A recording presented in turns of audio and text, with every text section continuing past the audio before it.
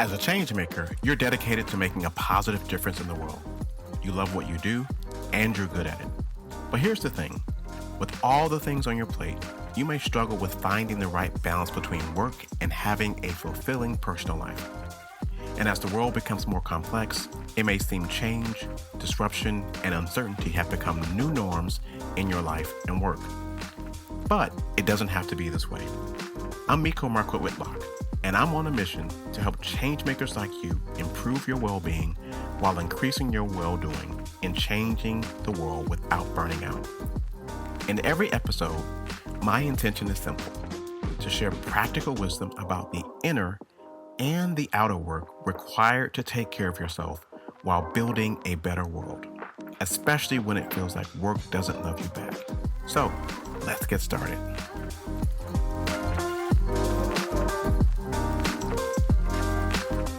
Changemakers, welcome back to another exciting episode of the Mindful Changemaker podcast. I am here for a very special episode in our series of conversations with everyday changemakers.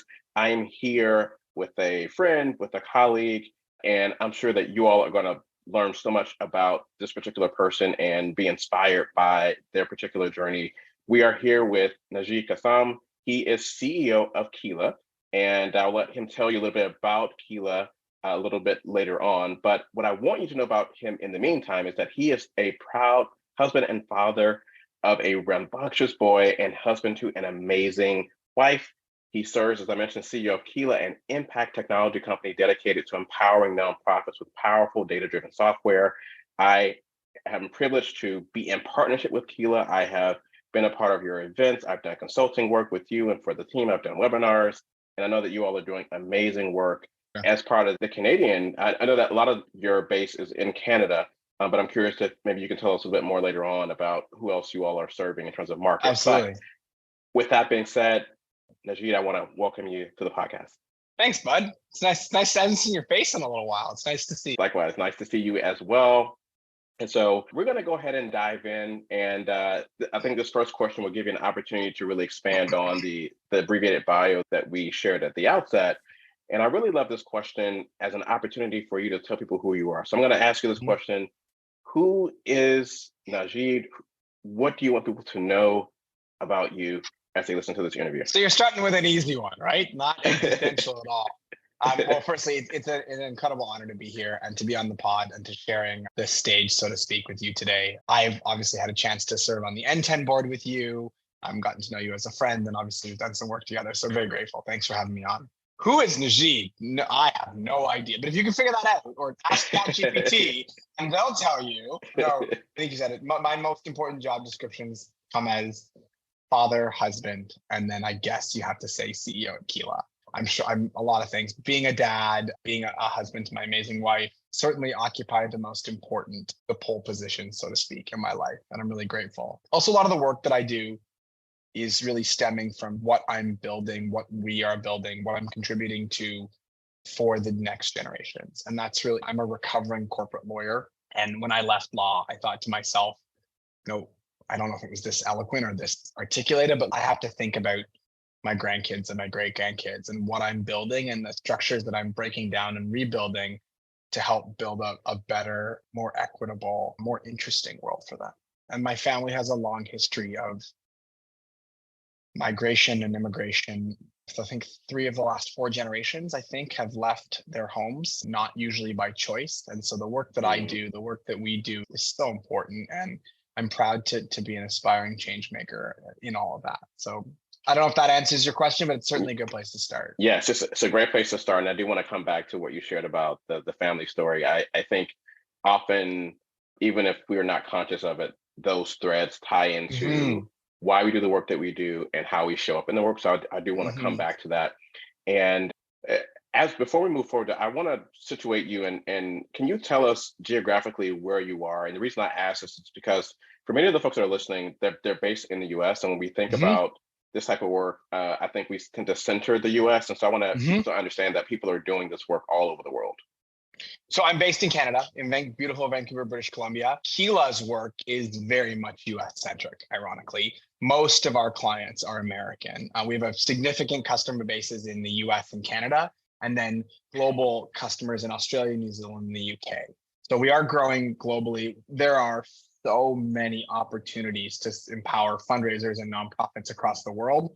So while the US and Canada are obviously the most central for folks like you and me, because we live in North America, it's super easy and Yes. we can often get myopic. I think my vision and my dream is to move beyond just our continent and to go across oceans and I've had the incredible privilege of working for the United Nations and working in places where I've been posted all around the world. I've seen change making happening in Cairo just after the revolution, in Belgrade, in India, in East Africa. Like in South Africa, I've been to so many places and I had the opportunity and privilege to do so much important work. Excellent. And I'm excited for you. And so speaking of important work, let's talk about the first real job you ever had. I love this question. And I want to situate you and have people understand where this journey started for you. And I always think it's an interesting starting point to understand people's first real job and how it connects to what they're doing now, if there is a connection they can see. I'm going to ask you that. So your first real job, if you can remember, think way back. I can remember. I was 13, turning 14. Okay, tell us about that. My second real job feels more like my first real job, but I'll tell you a great story. And so I started a company when I was 13. It was a marketing company. Yeah. So I started a marketing 13. Literally, my younger brothers are 18 months younger than me. And we started a company when I was 13, turning 14. So I was like almost 14, but I was still 13. So I'll take it. And a half, 13 and 3/4. Exactly. That's about right. Like 2 months from my 14th birthday. Look, we started a marketing company. This was back in the early 2000s. I think it was, very early, 2001 maybe. No, before that, 1998, I think, where things like Canva or whatever didn't exist. Yes. So we built a this marketing company. Was Netscape still around? Netscape. I think we had dial-up AOL. Business cards were all the rage. And the story was honestly a question of need. My brothers and I are all athletes. And so we wanted to film our serve with a video camera so that we could make the big cameras of the whole deal so we could get better at serving and work on our tennis games. And we didn't have there was no iPhone, right? There was no phone cameras. There was none of that. So it was like a big, expensive investment. And so we said to my dad, we want a video camera. And he said, no. He said, okay. I said, then the negotiation began. So he said to us, I'll loan you the money to buy a camera. You buy the camera, you build a business out of this. I'll be your first customer and I'll pay 50% of what you owe me for that first customer, but you got to produce real product for us. You got to go door to door to get business and sales. So I learned sales and marketing because I wanted a video camera to video my serve. And so we built Nico over the next few years. I think we did tens and tens of thousands of dollars of revenue. Wow. Because nobody did it. I remember one year, one of the ads we designed was on a bus. It was wild. We did the menus for the sushi restaurant up the street and the Greek restaurant. So it was, we wanted, and we paid our loan back and we grew and we had cash money to spend on God knows what we spent it on as kids. I think I walked into university with a bunch of cash. That was my first real job. So I went door-to-door marketing, door-to-door sales, drum up business. I got rejected. I got accepted. We had to learn how to do all the work we were trying to sell. So it's a hell of a first job. My second job was coaching tennis, which is a lot more normal as a first job, but it was my second job. So I've been hustling since I was a kid. He's like, yep, I've been CEO since 13 and a half. Yep, that's my story.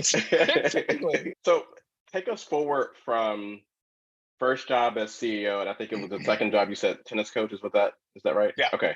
And then to where you are now, you mentioned CEO of Keela. Mm-hmm. I wonder two things. One, can you tell us a little bit about what Keela is? I know Keela as a fundraising software company, but I think you're more than that. So I'm curious to hear how you would describe it. And then the second thing is Keela is very specific, right, in terms of a type of work, but in terms of change making work and your vision for the impact you want to leave, it's much broader than that. So I wonder if you can speak to that as well. But let's start with the first part in terms of what is Keela. Look, it's interesting. Keela is a donor management reporting, predictive analytics, fundraising tool built specifically with fundraisers at their core. And this is really important because so much software is either built for the donor or just built. We said, who are the people doing actually like the most work? Who are the most stressed out, the most frustrated, Yes. who have the most opportunity to be empowered? And we said, let's build for them. And that doesn't mean we don't build great donation forms for donor experience, but really the centrality of what we do is about the fundraisers experience. And we said, how do we build a tool not for the largest organizations, but how do we democratize access to leading and emerging technologies? And Keela became the vehicle through which I was able to help to do that. So we build donor management, fundraising, and predictive analytics intelligence tools for nonprofits and specifically for fundraising. Our customers raise, I don't think we crossed the $1 billion mark last year, but we got close. So hundreds of millions of dollars for the sector. They use us as for charity receipting and compliance, for donor management, for fundraising, for reporting. And we've added things like automation and predictive analytics using machine learning and AI to help understand how people are giving and how to unlock generosity. So we feel like we're the thing, we're the operating system for a fundraiser.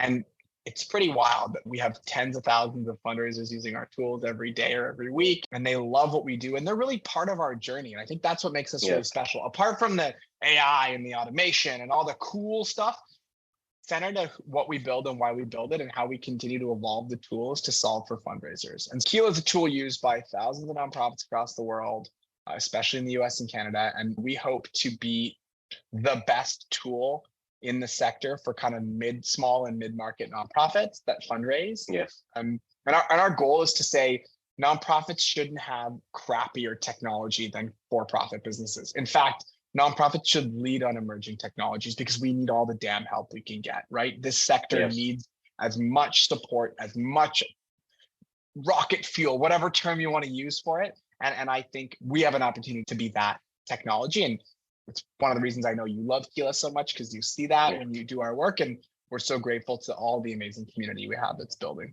with us. The work that you do with Keela, the way I look at it and look at what the work you've done over your career is really situated at a specific point in time and it's a microcosm, I think, of a larger vision. So can you tell us about your larger vision of the work that you're doing in the sector? Keela is part of that, obviously, but what kind of change are you trying to make? The answer to that question is actually very personal. So my family, like I mentioned, left East Africa and before that left South Asia, really not with a lot of choice. My father-in-law was a refugee. My parents fled when they were kids. My grandfather lost all his assets due to political turmoil. And so my mom and dad landed in the UK, in England, London, actually, which is where our family's kind of from in one generation ago, with relatively little, if nothing. And it was the support of civil society. It was the support of nonprofits. It was the scholarships and the community that helped them, really helped me, because I was born, I never fled anywhere. Man, I fled the school dance and the girls said no to me. That was the extent of fleeing I had to do. And to think about one generation going from being worried about survival to being worried about girls at the dance, that's pretty incredible, right? And that's on the backs of civil society and on the backs of a sector that supported us. My mom was brilliant. She still is, but she was really brilliant as a kid, got scholarships, got to go to the best schools, got to be supported and was able to become a brilliant, my parents are both dentists. And to imagine going from that to that in one gen is really remarkable. But what's more important in all of that is that we're a story that's too common, right? So many folks struggle in so many ways. And especially in North America, the erosion of the welfare state, where less and less people are being taken care of. I'm not picking a political side here. I'm saying whether it's healthcare, whether it's housing, whether it's opportunity, education, the gaps are not insignificant. And I'm not placing blame here or there. Nobody can argue that those gaps exist. Nobody. It's the reason that the nonprofit sector is 5.6% of the US GDP. It's needed, right? So my MO, my modus operandi in life is like, how do I strengthen the fabric of civil society? How do I make the sector stronger? So folks who have left tough situations, so their kids and their great grandkids can get the support they need to build the next Keela or the next X, or to be in the privileged position I do. And so my work with Keela is one part of, my wife and I have a rule. We dedicate no matter how, kids and work and whatever, we dedicate 5 hours a week at least to service. And that's how I do it from my service perspective. I build for the infrastructure through technology at Keela. I sit on boards. One of my first books I put out was about social change. Like my entire life, and I don't mean this hyperbolically, but in some ways is working towards that idea of strengthening the fabric of civil society. When I went to grad school, I did a lot of research on the role of civil society in democracy. And as we're seeing today, every day, there are threats to democracy that are heartbreaking. Democracy that let me be a person of color, go to the best schools and get into great universities and have the opportunities and compete as an athlete because it didn't matter. Democracy let me do that. And so my research was on the role of civil society and nonprofits in democracies, and specifically in the creation of democracies, but also in the maintenance of them, how to prolong them. And that the assaults we're feeling and hearing on democracy that happen now can be countered by a strong civil society. The work at Keela, the work on the boards I sit and serve on, the work in my writing and my speaking, all of that is to serve that kind of bigger goal of strengthening civil society. I appreciate you sharing that. As I was listening to you, I was struck by how common the story that you describe is for folks that have an explicit mission focused on change making work. Literally, I could swap out your name and insert somebody else, insert a different organization, and they might have a story that parallels yours. And one of the premises that I have is that for many of us in the change making space, part of what draws us to the space is that we have a primary or secondary trauma that we've experienced that drives us to do the work that we're doing, right? That pulls us toward the suffering as opposed to away from the suffering, right? Because we want to. And I wimped out on occasion, Miko. I want to be clear. When I first started my legal career, I started in refugee law. So I was a law student at a refugee clinic. I was going to build my practice in refugee law. And honestly, I couldn't handle it emotionally. It was too traumatic. It was too real for me. Yeah. So I took those skills into corporate law because I was a corporate litigator. And that trauma, that generational, nothing's ever happened to me, but it's there. It's generationally there. And I'm certainly not a victim, to be clear. I'm certainly not a victim. Yeah. But I think that it seeps through our pores on occasion. And hopefully, like you said, it drives us to being better and stronger and building incredible institutions or dedicating ourselves. And for sure, it's personal for me. I can be doing a lot of things in my life, but this one's personal. Absolutely. And I think that's one of the hallmarks as well for us, that it's deeply personal. It's not some random, for most of us, I think it's not a random thing. It's not an accident. Absolutely. So let me ask you this. So we've talked about Keela, and you've mentioned here and there different things you've done, including your brief stint doing refugee law and the corporate law. You mentioned the service work that you and your wife do. You make a commitment to doing that. Is there a particular project? Is there a particular initiative that stands out to you that you're particularly proud of, that you say, hey, when I look back over the things I've done, this is one of the things that really stands out to me? Good question. I mean, so when I was at law school, I took a year and was seconded with the United Nations. I was in Egypt just after the revolution. The revolution was 6 days, and then it lasted 6 months after that, right? So I got a chance to be there in Tahrir Square. I got a chance to watch democracy bud, unsuccessfully in many ways, but happen. I got tear gassed when I was there. I felt the challenge. I don't know if I did anything there. I was working for the UN, so I wasn't doing much. I certainly wasn't. If I wasn't there, the results would have been exactly the same, to be clear.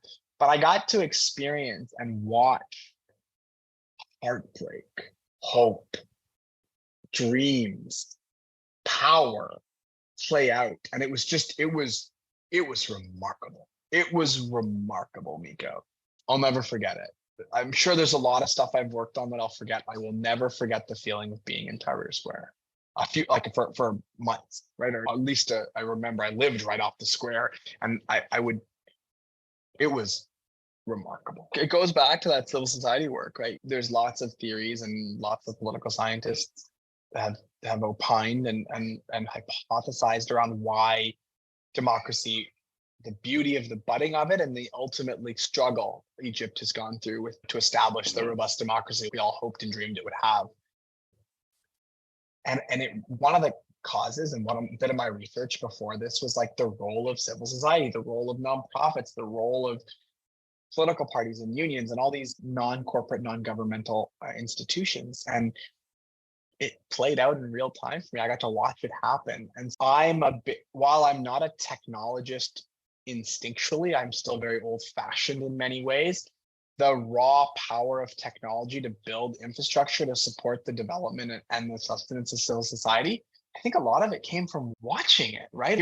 I was there, I felt it, I smelled it. And the opportunity to create, to help sustain those things for the next revolution or the next one, wherever that might be, it certainly played a big impactful role, even though, again, I was inconsequential. It wasn't about me. It was about me learning and growing and feeling and experiencing something that has given root or seed to, I've dedicated a lot of my life to Kila, right? And I think that's a big part of it. I appreciate you sharing that. And I would offer to you that your role wasn't consequential, right? There's power in bearing witness, right? And there's power in bearing witness courageously, right? And it sounds, based on what you described, that's what you did, right? You were there to bear witness courageously, and you taking that with you. You could have said, okay, that was interesting, and just went on about your business, right? I'm going back to corporate. You know me pretty well. That doesn't sound like me, right? That was that.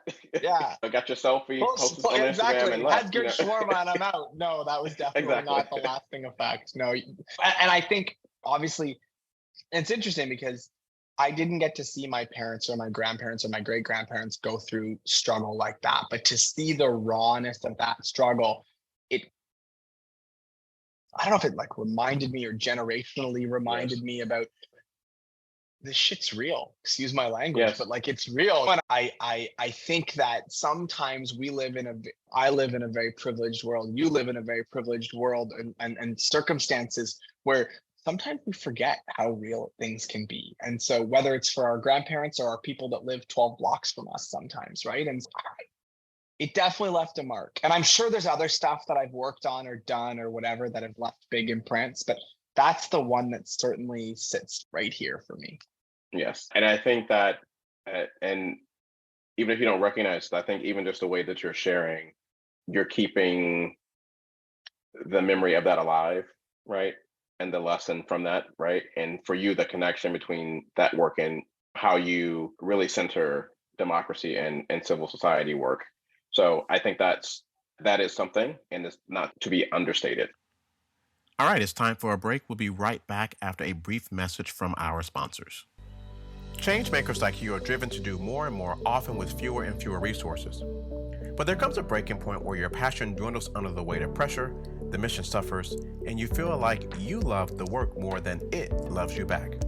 That's why I wrote the book, How to Thrive When Work Doesn't Love You Back, a practical guide for taking care of yourself while changing the world, with a foreword by Beth Cantor, author of the Happy, Healthy Nonprofit. This book is a succinct, practical, and action-based guide for changemakers seeking to make an impact without burnout. Learn more and order your copy at mindfulchangemaker.org/books. That's mindfulchangemaker.org/books. The reality is, if you really want to make a difference, you must start by taking time for yourself right now, because you can't change the world if you're not around long enough to make that happen. This isn't about working harder and smarter.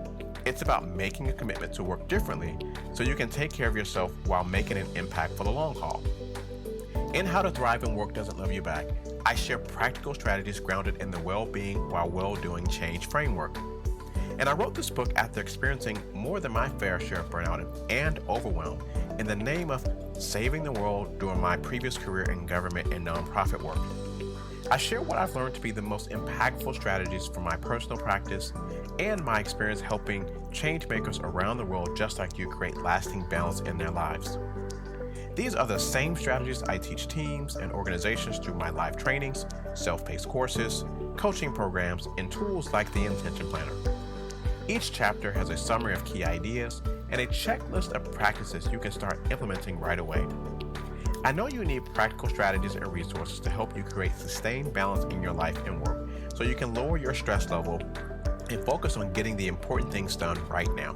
So, this book isn't about theoretical concepts. It's about what to do and how to do it. Learn more and order your copy at mindfulchangemaker.org/books. That's mindfulchangemaker.org/books. All right, let's get back to our conversation. Let me ask you this. So when we do this work, when we think about success, we have conversations like this. For example, people post on social media. Generally speaking, people are posting the highlights, right? People are posting the wins, right? People are posting the things that look good, that look great, that show them in the best light. But we know that is not how life unfolds. There are peaks and valleys, there are ups and downs. And so I want to ask you about that. I would assume that your journey that you described here hasn't been a linear sort of upward continuous progress. No, it has not. And so how do you stay inspired? How do you stay motivated when you have those inevitable ups and downs along the journey? Is there a practice or strategy that's working for you? Or I drink a lot of coffee, Miko. I do, but that's not the only thing.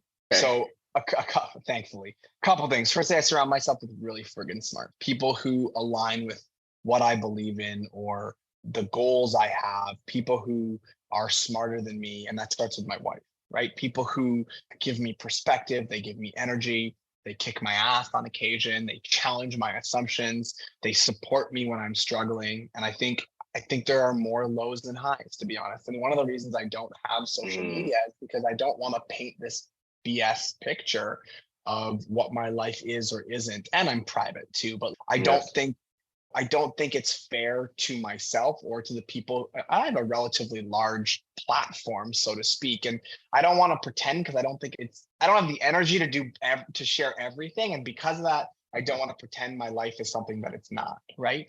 But so to go back to your question, start by surrounding myself with really good people, and starting with my wife and my family, and my staff, and my chief of staff, and the people that you get grimy with, like really get into it with, and knead the dough and really go through that pain. The second one is to accept the struggle. I'm not like thrill seeking for the struggle. Many times I wish it didn't happen, so I don't want to romanticize it, but I also think it's really important to note that if you expect sunshine and flowers all the time, you're going to be disappointed. So I expect it. I want it to be hard, because if it's hard, I'm doing something right. I'm pushing myself. My father used to say, and I hated it as a kid, but I think it's so apt: be comfortable being uncomfortable. All the good stuff happens when you're uncomfortable. All the good stuff happens when you're in that, when it's grimy and difficult and you're down in those valleys. And I think that perspective, some days I want to punch holes in the wall. Once I actually did punch a hole in the wall, which I don't recommend anyone doing. It really hurts your hand. It really hurts your hand. Some days it's hard. It's hard and it's exhausting and it's frustrating. And some days even I want to quit. But the people, the perspective, the team, and then just like that North Star is the last thing. There is something I'm building for. And strengthening civil society is tough because it's almost like you can never really do it, right? But you also can. Today, Miko, I got a LinkedIn message from a client, a fundraiser at a tiny little nonprofit, I don't know, New York or Toronto or something like that, who said, "We use your technology, and I wanted to say it's changed our organization.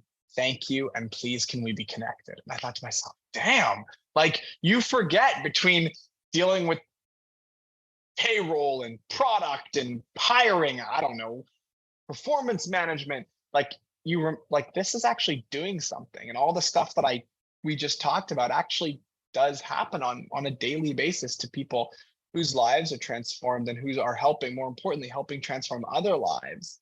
And so that's the stuff. That's that North Star, that between the people and the ride the wave. It's interesting. I'm a terrible surfer, but I love to surf. And if anyone who's ever surfed knows, you get your backside handed to you by the ocean the majority of the time you're there. But when you find that wave, when you get that customer that sends that LinkedIn message, when you see one of your staff thrive, when you see that the work does something, it does help during those tough times for sure. Yes, and there's so much richness in what you just shared. And I'll start with what you shared, which struck me. You said that for you, the lows are more than the highs, right? Mm-hmm. And in terms of how you move through that, how you process that, how you navigate that, you talked about three things that stood out to me. One, surrounding yourself with the right people, right? Mm-hmm. And that, I think that comes across in what you shared at the top of the conversation about being a father, being a husband. That's number one, right? And obviously good people in terms of the work relationships and personal Mm-hmm. relationships that you have. You talked about accepting the reality, This is the right? The big one. reality, I think this is the right? most, not that it's the most important, but it feels like Yes, it's the hardest one for people yes, to do, in my yes. opinion. Acknowledging the reality. And it's interesting, part of the work that I do training on boundaries, because Mm-hmm. understanding how to create and protect boundaries is an important Mm-hmm. part of being able to be, if you want to put in place any type of sustainable transformation or practice, you have to be able to put boundaries around that to actually make that possible. And one of the things I talk about with setting boundaries is that just accept that human beings, the people are having a human experience, are fallible. They're going to make mistakes. They're going to disappoint people. They're going to break expectations. You're going to make mistakes. You're going I to, think that's the big one. yeah, If you exactly. realize they're going to do it, by golly, you're Yes. going to be doing it too, Yes. even with the best of intentions and the hardest Exactly. work you can do. And I Yes. think I've learned that. I think that's a good lesson in marriage, by the way. And I think it's interesting because my wife is my best friend. She's my partner. She's a wonderful mother, a brilliant executive, a better lawyer than I am. We've acknowledged that we both screw up with each other all the time. Yes. And sometimes we dig our heels in the ground and you fight. But when you get some perspective, you realize we are fallible. We're going to make mistakes. And so are people at work. And so are people who are your mentors. And so are your shareholders. And so are your constituents at a nonprofit. And call people out. Absolutely. But remember that the fallibility is like a guarantee. And I think that's really important. Yes. And on the other side of that, I say get good at giving and receiving apologies. Mean it. Don't just fucking say it. Yes. Actually, my dad, again, I hated this as a teenager, but he's don't say sorry, act sorry. And I think that's really important for me. My big thing is if you screw up, eat that humble pie. Do it, live it, make up for it. Don't just be like, sorry, dude. Mean it, feel it, own it. And it actually makes you feel better. That's the part that I never understood. It's for you. 100%. And I never got, maybe till I was, I'm getting close to 40 now. I think it's got to be recent, Miko, that like when I apologize and own something, I'm the one who feels better. I don't know what they feel, but I certainly do. And there's like a weight released. And I think that's super fascinating. Yes. I think the other part of that, I love what inclusion specialist Amber Cabral says, when a real apology is, I'm sorry for, or I apologize for, and moving forward, I will fill in the XYZ. blank, right? Exactly. Yeah. Exactly. Yeah. Yes. So it's to your point, there's the acknowledgement piece and there's the words, but the words are really just starting the process. So the preamble to what actually has to happen. Exactly. The action, right? The actual action, right? Well, and it's interesting from a leadership perspective because I'm learning this more. Like I was actually talking to somebody today and he said to me, a lot of startup founders, and I coach them, I invest in them as a human. So I see this a lot. But this feedback was very apt. He said, they think they know it all. And I said, I think I know almost nothing, except on the tennis court. I'm cocky as hell on the tennis court, to be honest. But everywhere else, I don't think I know much. And he said, starting with the I don't know that much relatively is actually a great place to be great from because you're always learning, you're always owning the mistakes you made, and you're actually the and XYZ that you just talked about starts with that I don't know if it's self-awareness or the position you hold yourself in. And that was really, it was really wonderful. Like I know a lot of stuff, but relatively, cosmically, whatever, I have so much to learn and so many places to grow. And naturally, I'm going to make those mistakes because I'm human. And that's, I don't know, for me, that's really important. And it's not something I was able to act on until I wish it had been longer ago. How about that? Yes. So to that point, I think we're all in our journey, right? We get what we get when we get it. Absolutely. Right? And that's exactly. Absolutely. And it's about how you manage and deal with that. I think it goes back to what we were just saying about expectations, right? You have this expectation that, I should have gotten this earlier, or really what's happening, I think for many of us, is we're comparing ourselves to someone else's journey, right? Mm-hmm. And so that comparison kicks in, right? That anxiety and those stress levels spike because we're all of a sudden we're looking and we're thinking, okay, the grass is greener over here, right? This person has this. I want to be like that. I want to have that experience. And meanwhile, you've taken the eyes off of the blessings that are already in front of you, right? And the only person you have agency to change, which is you, right? Like you got to, Yes. I started playing, I'm terrible, but I started playing golf. And one of the things I love about it is I'm my own competition, right? Like it's Najid versus Najid. That's a game I can work on. I can't beat you, or maybe I can, but that's not the point. It's out of my control. That ability to hold myself accountable to myself, to grow from myself, that's really helped me. And it's certainly a process. We all get caught up. We all make those mistakes. But I think that point is well taken, that we're all on our journey and there's lots of ebbs and flows as we continue to grow, right? Yes. And I think this is a natural segue into a conversation about balancing the demands of work and professional responsibilities. Your husband, you're a father, and you're also CEO, right? So I think some people listening to this are thinking, oh, he's privileged, he's a CEO, like he has all this flexibility and he gets to control this and that and so on and so forth. Not true, by the way. All those things sound great. I want that job. Yeah, and so I wonder if you can give us a picture of what the demands are for you professionally and how you balance that with being present as a father and a husband and tennis and surfing and golf. I don't do those last things much these days, but in theory, they're there. They're in my heart. How about that? So I think start with being a father and a husband, and I'm a better father than I am husband, to be clear. I wish it's a time game, and I think You're in a particular season, right? So tell us how old your son is. Absolutely, yeah. So our son's 3, and my wife's expecting our second. We're in it early. This is the most important startups I'll ever work on are my kids, and we're in the early stage. Yes. But then I'm also a CEO that works 60, 70 hours a week. To be honest, and that's not always often unhealthy. And I'm working on it. It's a work in progress. But from a being present perspective, when I'm present, I'm really present. I actually leave my phone in a different room when I'm with my wife or especially with my son and hopefully kids. It's really important that they feel heard, listened to, engaged with, that I'm not there, so to speak, but not really there. When I'm there, when I'm with them, and I'm with my son. And that's really important to me, because the minute I think, and there's an intimacy to that, right? I have a shower with my son every day. No cell phones in the shower. There's nothing. It's just the two of us soaping, literally. And there's an intimacy, there's a beauty, there's a presence, because all you can do is focus on shampooing his hair and cleaning his back. There's nothing else to do.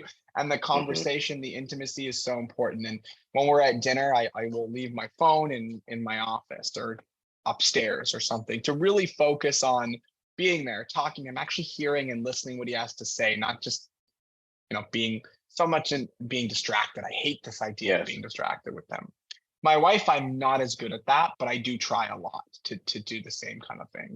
We carve out our time. Once one of us has it's often me these days, putting our son down to sleep, we'll have a cup of tea together. We'll sit down, we'll be off of our phones, we'll chat, we'll catch up, we'll debrief, whatever it is. And some days that doesn't happen, but most days it does. And so being really present it's also restorative. It helps my brain restore itself, because I've got to work really hard. I've got to think, I've got to make difficult decisions all the time. Let me ask you this. I think folks think differently about this, but is it a necessary burden? Are you choosing to work a certain way? Is that what it calls for? How do you think about it's a good question. How you approach the work, or is it just? I think sometimes it's necessary and sometimes it's chosen, to be honest. And I know that's kind of a BS answer, but I'm going to give it. There are some times where the burden is irrevocable, undeniable. You have to do it.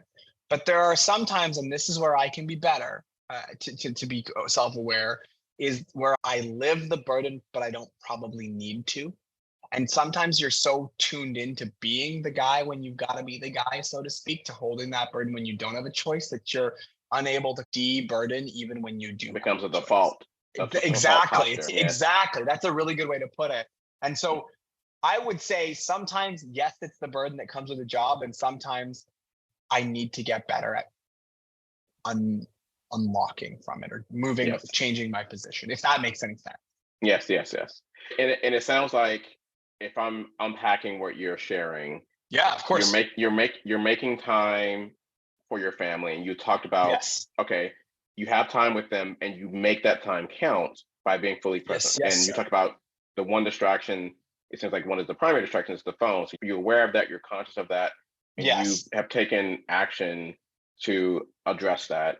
And You I talked recommend about, that I recognize, Miko, that I was, I think, addicted to my cell phone and not social media. Like I was addicted to working on my cell phone. I used to sleep when it was Blackberries. I used to sleep on top of my Blackberry so that when it buzzed, yes, it would wake me up. Like that's a problem, man. yes, If people need to get a hold of yes, you, they'll wake you up with your home phone or with the ringer or whatever it might be. You don't need to sleep on your friggin' Blackberry, right? And so yes, as I've gotten older, especially once we had kids, I learned that I don't even sleep in the same room as my cell phone anymore. I bought a like old school alarm clock, like the one that yes, rings in the movie, like not the one yes. with the little bells on top, but a regular alarm clock. That's because I need that separation. It's really important to me. And that's something that I learned over trial and a heck of a lot of error. It's critical. It's actually one of the strategies I recommend. So I talk Oh, about really? social distancing and practicing social distancing with technology and buying a real alarm clock and charging your devices outside of the We charge bedroom it and either a workplace. downstairs or in the bathroom. Yes. It's different. Yes. So I got my wife to on. do it too. So the two of us, there's no phones. And we fun. do $10 a month, we got a home phone. It's $10. So we're very lucky we can afford that. So if somebody, like someone dies or something's brutally, the phone rings and it's worth waking you up for. But otherwise, the only thing waking me up is the kids, man. It's interesting. So I even in those situations, even in like the most dire situations, what I tell people is, okay, let's think this through. So let's say someone is dying. Are you a doctor? Yeah. Like, can you actually do anything in that moment for that person? I'm not a doctor, and that's the thing. That's why the phone doesn't ring very often. Yes. So let me ask you this. So you've been clear about you make time for work, you make time for your family. When do you make time for you? And how does that work? Not enough of it, to be blunt. It's something I work on with my coach. It's something that I think once our kids are a little older, I will feel less guilty doing. And I know that's not a good answer, but it's the honest truth. I'm being really real here. If I have time, I do sometimes go for lunch though. Like 3 or 4 days a week, I'll take 37 minutes. I know how long it takes. I will drive to the Vietnamese restaurant, have a bowl of pho or lemongrass chicken, and listen to a basketball podcast. That's my 37 minutes. And it makes the days I do it, I did it today. I'm a better guy today than I didn't do it yesterday. And I love it. That's one of the things I do. And I feel so guilty about listening to, sometimes I used to, about those basketball podcasts because I love basketball. But I was like, I could be listening to a business podcast or a nonprofit podcast or whatever. Nope. I listen to some punks like talking heads talk about inconsequential things in basketball, but it's really important for me. It sounds like it's a healthy thing for you, right? So 30, so you got your 37-minute Vietnamese lunch with basketball podcasts in the background. Yes, and your coach, right? So that's important too. Like we need and I do support. have a good coach. He's fantastic. Yes. Awesome. So there you do have a practice. But it's still a work in progress. And I think everything is a work in progress. Yes, sir. Yes, sir. Everything is a work in progress. We are perfectly imperfect, so everything is a work in progress. And so I think you can celebrate yourself. That's a win. My wife is so supportive. She's, are you going for lunch today? I'm like, honey, no, go for lunch. Okay. So no, I'm really lucky and I'm blessed that it's like $16.50, I think. And 37 minutes is just a big blessing in my life. So absolutely. Well, awesome. I'm excited that you get to have that and that you get to carve out that space for yourself to re-energize, recharge, and be inspired by something outside of work and family. Yes. So let me ask you, as we begin to wrap up, about our work together. So we have worked together in a professional capacity through Keela. I have done webinars. I've been a part of your annual Donor Experience Week. We did a consulting project where we did a series of self-paced mindfulness. By the way, people love it. I'm happy. So can you talk about that and how you came up with the idea and what prompted that? So I think it's something that every Keela customer gets. I think it's called Keela Mindfulness or Keela Mindful. I don't remember, but it's something we're in, like the genesis of it was fundraisers have difficult jobs. And remember I talked about Keela being fundraiser centric. And so I think I was actually I have a notepad in my shower for all my only great ideas somehow come in the shower. So, although my son uses it for coloring these days, so it's really important. And I remember having a day where some of the fundraisers were like, man, I'm stressed. And I was like, okay, but there's only so much I can do with technology to help that. What if I like gave you an excuse in your technology to like take a breath, literally take a breath? And so you were one of my first calls where I was like, let's build, I think it's like a few It's hours 10 videos. 10 Yeah. videos, 10 videos that Yeah. like increase in Of different time for lengths. each one. Exactly. Yeah. Where you can go in and take a breath, like literally watch Miko tell you to like chill the F out and breathe and center yourself and take a moment. And it's, people thought I was insane when we had the idea. And they're like, what the hell is a CRM donor management reporting tool doing with mindfulness? But fundraisers are just like, I'm stressed. Go to the tab, do a breathing exercise for 8 minutes. I don't know, whatever they are. And it makes a big difference in people's lives. And I think technology has an opportunity to be more than just the thing that does stuff or the thing that stores data. It has opportunity to like change behavior. That's the kind of behavior I want people to actually take. Like I get my 37 minutes for Vietnamese food. My fundraisers who use my technology can do 2, 4, 6, 8, 30-minute videos with you. Just take a breath, literally. And I think there's some data that shows that fundraisers are exhausted. There's a level of toxicity. There's burnout. There's all these things that technology that we're building is trying to solve or solve part of. But sometimes you got to breathe. And that was the genesis of it. It was fun. It was fun to build. I remember the beginning of it and when we did it, and our fundraisers love it. So I'm excited to hear that. And I'm glad that has been impactful. Is there any other aspect of the work that you want to speak to? I know that we've served on the intent board together we overlapped for a brief period of time. And then a couple years, right? A year or two, maybe? Yeah. Firstly, we miss you on the board. And I speak for the entire board when I say that, I'm sure. But no, look, your service to the sector is well documented. The people listening to this know you and they follow you as they should. But getting to serve with amazing people, I'm so lucky to serve on so many boards and to think beyond ourselves and to build communities with more equity and to have difficult conversations around difficult things with smart, impassioned people. That's the kind of stuff that really also helps to rejuvenate me and piss me off at the same time, to give me motivation to make change. And 10 for you, and I think was part of that. We had some fun with lots of laughs too, so that was good. Yes, excellent. Well, I appreciate you sharing that for the audience and giving some context for that. As we wrap up, I want to ask you what's next for you, Najid. But I want to circle back before we do that to something you mentioned earlier about Keela, and you mentioned AI and automation. Can you talk briefly about that and what's next for the platform? Yeah, I mean, this is where I get super excited because, we talked about fundraisers and exhaustion and burnout just a few moments ago. And to me, like, data is a big opportunity if done responsibly, if done ethically, if done in the right way with mindfulness. And I mean that in not the way that we did Keela Mindful, but it's actually an incredible opportunity. Most nonprofit, like a $4 million nonprofit in St. Louis, probably has hundreds of thousands, if not millions of data points that they may not understand or know about that can help tell a story. It can tell them how to work more effectively. It can help them prioritize their time. It can help them make more data-driven or make better decisions. Data-driven is obviously in the case in this conversation. And with our intelligence, we help to harness that data. We help to shed light on that data. And we help our compute, our algorithms, our software, our machine learning just helps crunch all that stuff that I'm not great with data. I'm okay. But even the smartest people in the world couldn't do. They just can't see that many things and process them. And that's the opportunity we see with our intelligence, with our predictive analytics.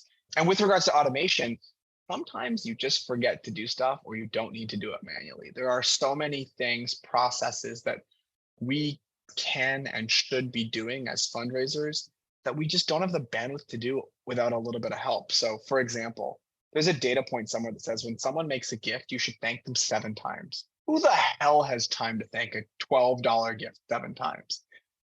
But if you only have to make 1 or 2 of those personal, and you can automate a lot of those and make donors be heard and make them engaged and remind you to phone them and say thank you and build workflows and update their donor management tools automatically. There's so much I could talk about, but I see this as a tool in the arsenal of a fundraiser. When you're hunting an animal or you're cutting down vegetables, wheat or whatever, you aren't just pulling it with your bare hands. You use tools, right? And they make things more effective.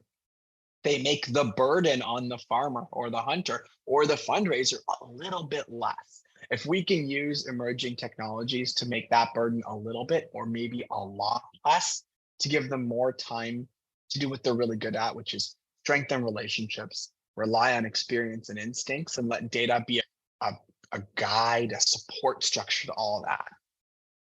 That's special, man. So that's what we're working towards. That's what I'm really excited about. And that's where I see this Keela's leading this 3.0 revolution of how donor management and fundraising is done, which I'm really excited about.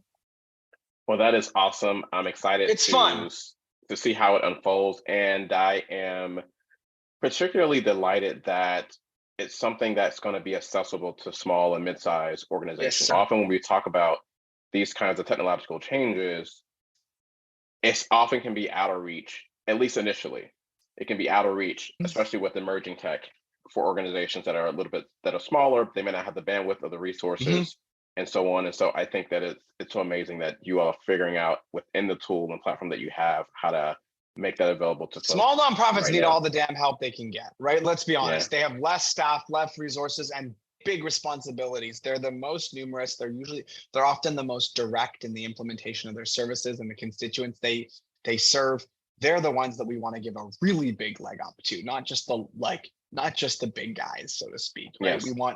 And so that's a big principle of mine personally, and then obviously of Keela's as well, for sure. Well, awesome.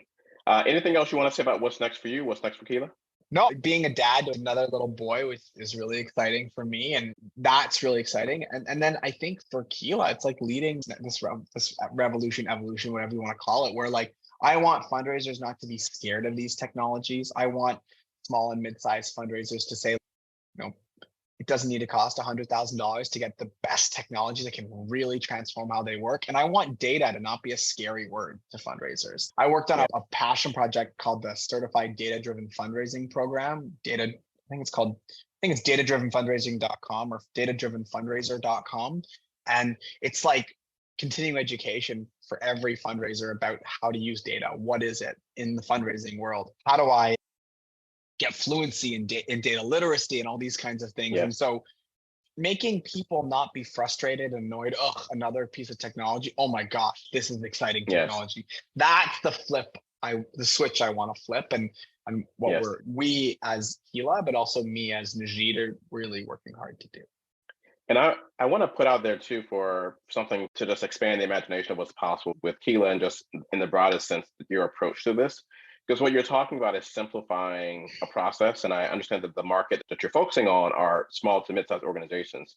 But one of the things that I'm seeing with technology trends, particularly with the pandemic, is that the amount of time we spend in front of screens has increased, it's skyrocketed, right? The amount of tools that we're using to stay connected, especially at the beginning of the pandemic, when we were really, a lot of organizations who weren't accustomed to being all remote or hybrid, trying to figure out, patching together tools to really make it work, right? And I think people are overloaded. People are overwhelmed, and people are craving simplicity. People are craving systems that simply work and just do one thing very well. And I'm seeing larger organizations, they can afford the more complicated, more expensive systems. And you know what? Let's just go back to basics. Let's get the simple thing. So I'm just going to put out there for you that not only are you going to be serving more mid-sized and small organizations, but you're going to be serving other types of organizations that are just like, we want to do what we do really friggin' well. Like we want to be the best in the world at what we do. And actually one of our, I don't know if it's officially a brand promise, and I'll probably get in trouble for saying this, but that's fine. One of our brand promises is like a phenomenal fundraiser experience. And I think like taking the BS out of software, simplifying, really making it accessible for fundraisers, regardless of your organization size, but like your data literacy size, to get the benefit of all this tech without having the burden of all the tech, I think is where you're going with this. We really strive to work on that. You should be able to learn Keela in 2 hours. Yeah. Well, listen, I appreciate you being a part of this conversation. Of course. And I know that lots of gems have been dropped and lots of folks listening to this podcast are going to be really impacted in a positive way by your contribution. For those that want to learn more about you, they want to learn more about Keela and stay connected, where can they go to learn more? LinkedIn is if you want to talk to me, that's the only place I talk to anybody. I don't have social media, so that's the one. I'm in the fight. I'm in what I think is the good fight, and I'm always happy to be connected to learn from, hopefully teach a little bit of amazing change makers across the world. That's the first one. And obviously, if you want to learn more about Keela, KEELA.com. And there's lots of stories on the website if it's the right fit. Obviously, we're happy to support amazing people and amazing organizations across the world. Awesome. Thank you for joining us. Thank you for having me on LinkedIn. If you can get the landline number, call the landline at home. Just remember, my wife is at the other end of it half the time. So, yeah. We'll put the number in the show notes. No, I'm just kidding. Yeah, exactly. But again, it's been a real honor to have you on the podcast. Thank you, Miko. It's been a pleasure. I really appreciate it. Awesome. Thank you, sir. All right, Changemakers, that was another amazing episode of the Mindful Changemaker podcast. Looking forward to seeing you and joining us for our next interview and episode. I want to take a moment to tell you about a live virtual program to help changemakers like you take better care of yourself while creating a positive impact in the world. It's a live virtual 2-day interactive experience designed to help you increase your well-being so you can increase your well-doing.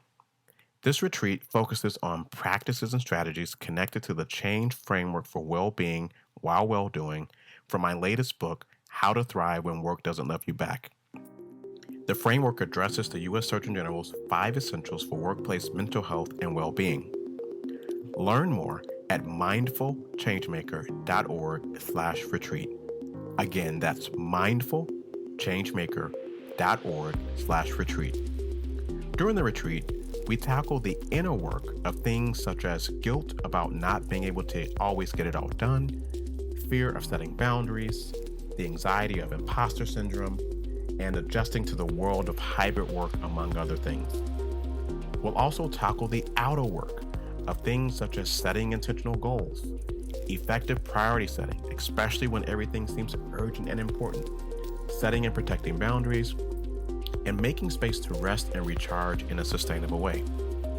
When you sign up, you get support from a community of smart, heart-centered change makers just like you, and also 1 year of unlimited access to video lessons, handouts, and an invitation to return to any of the live monthly retreat sessions we host. Learn more at mindfulchangemaker.org/retreat. That's mindfulchangemaker.org/retreat. Thank you for listening to this episode of the Dear Mindful Changemaker podcast. Are you ready to finally prioritize your well-being so you can increase your impact in changing the world? Join the Mindful Changemaker community and take the next step on your journey to increase your well-being while well-doing. It's 100% free when you join at mindfulchangemaker.org/join. Again, that's mindfulchangemaker.org/join. Until next time, I'm Miko Marquette Whitlock. Take it one intentional moment at a time.